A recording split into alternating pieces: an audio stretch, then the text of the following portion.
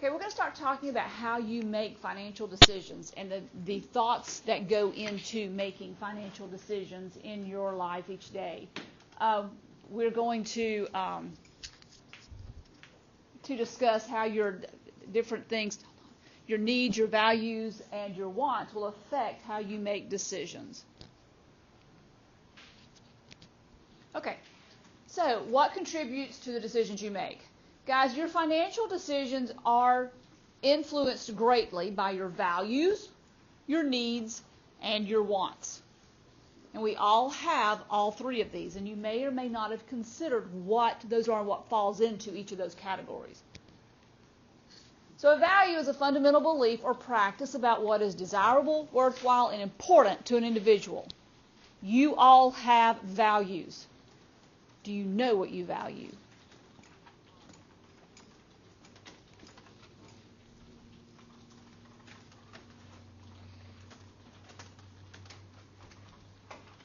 One of my most fundamental values is my faith. You will know that as we go through this class. I will not hide that. So that is going to influence every decision I make in life because it's that important to me. Family is also very important to me.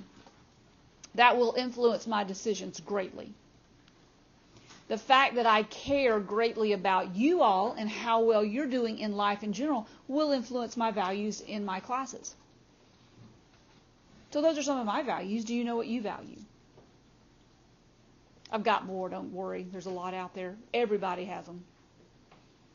But do you know what influences your values? Let's talk about what actually influences what you value. Things like, these are some of the values that some people will hold. Your education. I hope you value your education. Your family, again, I said that was something that I valued. Honesty, definitely I value honesty. I hope you do too. Helping others, yes. Financial security, yeah, that's obviously one. If I'm going to be teaching this class, I value financial security, and I hope you do too. Anybody have another value they'd like to say, yes, this is what I value?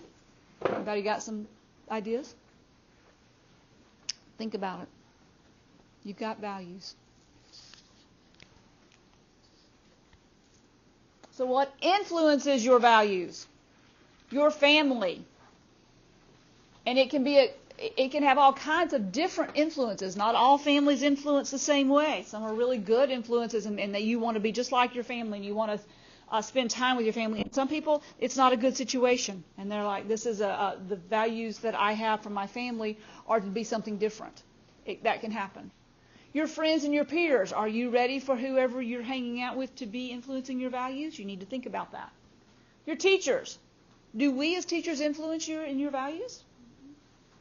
Probably so. If you find a teacher you really like that you connect with, you're probably going to have some values that are influenced by that teacher. Your culture. Ooh, guys, what you wear. My guys in your shoes. It used to be girls in their shoes. Now our culture has shifted to where it's guys in their shoes, isn't it? Have y'all noticed the culture change? Mm-hmm. Media. Media is a big influence, and that can be social media. It can be print media. It can be the videos. It can be any kind of media. It will influence your values. What are some other things that influence your values? Anything? Any thoughts? Okay. Now, needs and wants. You have certain needs that are goods or services that you have to live. They're required for your survival. And then you have wants. Those goods and services will increase the quality of your life, but they're not absolutely necessary for you to live. But they make life a little more fun, a little more enjoyable, and overall feel better because you have those little things in your life. But those are definitely wants. We're going to talk about how you decide what is a need and what is a want.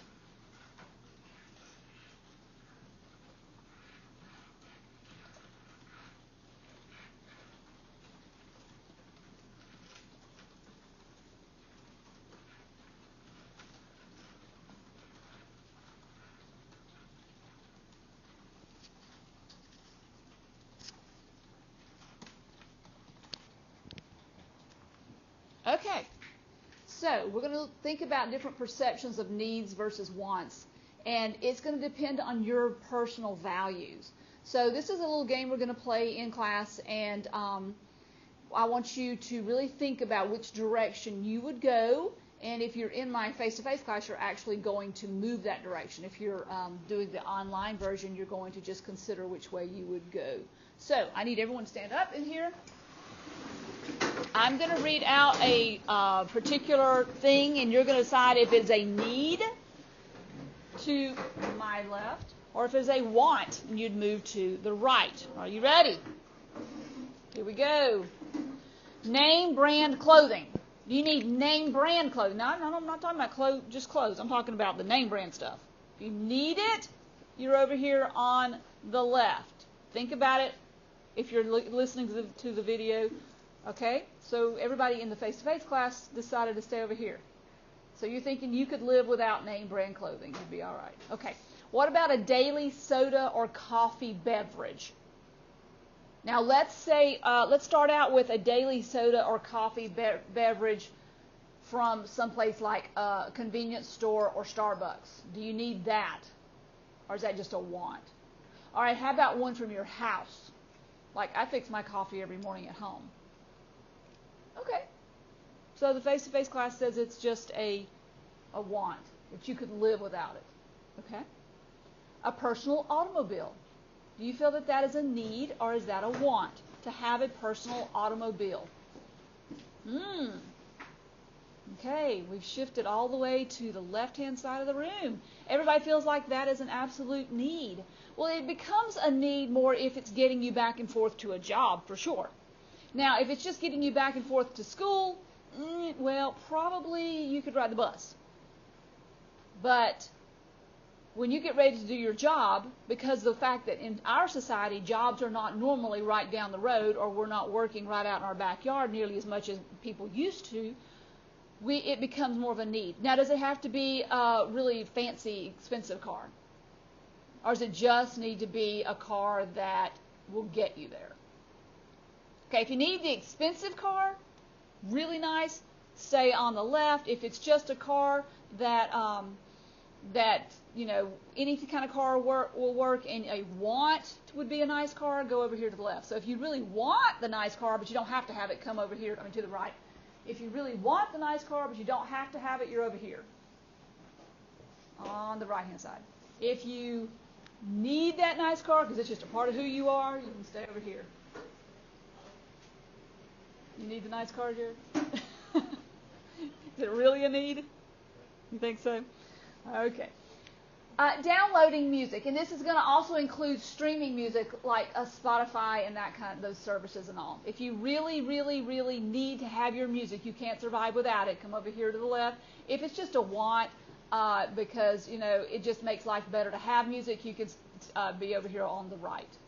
Okay, I have one that says music is an absolute need. Cannot live without it. Got to get your music. Okay, refrigerator. Yeah, we've gotten to where in this society a working electric refrigerator has become a need.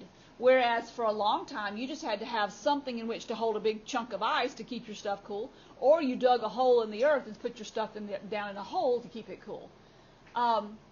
But in our society, we need refrigerators now, don't we? We've gotten to that point. How about at least 3 meals per day? Do you feel that's a need? Do anybody think it's just a want? I'm going to admit, we're pretty spoiled in this society. I told y'all that I had visited Haiti 5 different times. In Haiti, 3 meals a day would be a want. They don't get 3 meals a day most of the time, a lot of them. Some of them don't get but maybe 1, if that. And they sure may not have a refrigerator. Downloading music, some of them would know what that is. Now, they do have a cell phone. I'm telling you, just about everybody there that I met had a cell phone. But that's the only real form of communication they have. So, different societies, different things. Okay, shoes. Do you need shoes? I'm talking basic shoes just to cover your feet. Need or want? Just something to go on your feet. Do you need it or do you want it? So you guys don't need shoes? You could live without shoes? Okay. How about those designer shoes? Designer shoes, are they a need or a want? This is where I often have some guys hanging out over here in the needs section.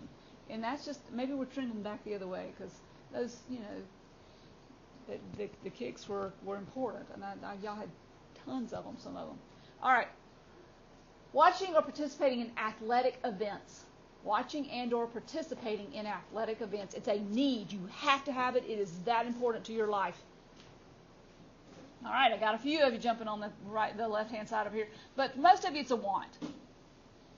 I really enjoy watching sports. It's one of my favorite little pastimes. If I'm going to be at home and I'm just going to have the television on, I'm probably going to be looking for a sporting event. Now, I'll be honest, I'm in no man's land right now. From football ending before, I do some baseball. I honestly don't watch basketball on television. I like it in person. I'm just not a big on the television watcher. So I'm kind of sitting here going, okay, what am I going to turn on now? But I don't have to have it. Obviously, I'm going to survive if I don't have sports to watch on television, and I'm not playing it. Yeah, you don't want to see me play sports, so just forget that one. But that one, to me, is a want, but for a few of you, feel like it's a need. A computer. Who needs a computer and who just wants a computer? All right, now I'm going to rephrase that. Did you know your phone is a computer? Oh, look at the change in your thinking. Yes, your cell phone is a handheld computer. If you feel like you need that cell phone to survive, then you're over here on my left. Okay, so you need the cell phone to survive. We are really, really changing the society, aren't we? Yeah. I didn't have cell phones when I was your age. We didn't know what they were. When my husband and I had been married probably about 5 or 6 years, we started seeing the big bag phones, which were like this big. Like, they're bigger than like a block. A cement block is how big the bag and everything was. We were like, oh, and we even had one for a little while. We didn't know what we were going to do with it because we didn't have any service for the thing. Someone gave it to us. So we didn't understand that. Now, you probably won't find me without my phone. I'll stick it in my pocket when I walk down the hallway or whatever in case somebody needs it, because we do communicate within this building through that. And I receive your emails or my online class emails or whatever on my phone. So it's with me all the time. So I guess I could live without it, but I would have to relearn how to live without it. Wouldn't y'all? Okay, a warm and safe place to live. Who needs that? I think if you are not in a warm and safe place to live, especially in this society, that it undermines everything else, that you're insecure with life in general. Having a warm and safe place to live makes us ready to face the world in our society. Now, there are people out there that don't have a warm and safe place to live. On the news this morning, Charlotte was doing its counting of the homeless. They do this annually to find out how many people are living in the area who do not have a home. And they were out in the streets overnight counting the homeless. Guys, that's hard for me. I can't really imagine, especially as a mom. I don't know what I would do if I didn't have a place for my kids. So that has become a real need in our society, and I agree totally. How about a television? Do you need it or do you want it? Now keep in mind, I'm going to talk about any videos. That would include your phone, your tablet, your anything. If you're watching videos on it, that's going to fall in the television category. Still a want for everybody just to have it, but you don't have to. You can live without it. Okay. It really is probably just a want, unless it's something that you have to have for your job that would keep food on the table. It's probably just a want, right? So, again, how you feel about these things kind of determines where you're going to place the values in your life and what you're going to be spending your money on each day. So, all right, everybody have a seat. So why do needs and wants matter? This is how you decide what to spend and not to spend your money on. And we're going to have these things called trade-offs. You're going to have trade-offs and opportunity costs to help you make your decisions. A trade-off is giving up one thing for another. And an opportunity cost is the value of the next best alternative. That has to be foregone because you made that decision. Now, we talked about this earlier in the week, you will see trade-off and opportunity costs throughout this semester. This is something that we will talk about several times, because you have to understand that you're not going to get everything you want. You're going to have to trade some things off in order to get something else. So the thing that you're trading off in a decision, is that going to be a need or a want? If you're able to trade it off and not get it, is it going to be a need or a want? It's definitely going to be a want, because if you can give it up, it was just a want. Now, the value or the opportunity cost of that trade-off is however much that thing you had to give up was worth to you. That's how you calculate its value, what it was worth to you. Now, Shelby has to have some trade-offs and some opportunity costs. So let's look at what she has. We're going to obviously get back to Shelby in a minute. So making decisions. You have needs, values, and wants, and they come together to make your final decision on all of your financial needs and financial decisions. You're going to analyze your trade-offs and opportunity costs, and they're going to help you make your decisions in life. When you start looking at your money and you start trying to say, this is where this is going to go in life, then you have to decide what's important, what takes precedence over other things, where you're going to spend your money and where you're going to save your money, so that you can make purchases for your actual needs based on your values, and then maybe get some of the wants to go on top of that. So why is it important to understand what influences your decisions? Understanding what influences your financial decisions will help those decisions create a higher well-being. If you make a decision about something and then decide it wasn't really a great choice, you feel kind of bad about it. You've spent the money on it, turned out not to be what you really wanted, you didn't really think it through, you didn't plan it through, and you've lost some money here, and you kind of wish you hadn't. So you really need to consider strongly, is this something I really need? Is it something that fits in my values? Or if it's something I want, is it a want that's strong enough that I can trade off something else in order to receive it? And if you don't go through those thought processes, you're likely to make an impulse buy that you regret later on. So needs, wants, and cupcakes. The icing and decorations represent your wants, the extra items that make our lives interesting and enjoyable. But that base, that cake, that represents your needs. These are things you have to have, and they must be addressed before you can get any icing or decorations, which are your wants. So make sure you're meeting your needs before you're adding on the icing and decorations of your wants. When making financial spending decisions, consider if your needs are met before spending on any of your wants.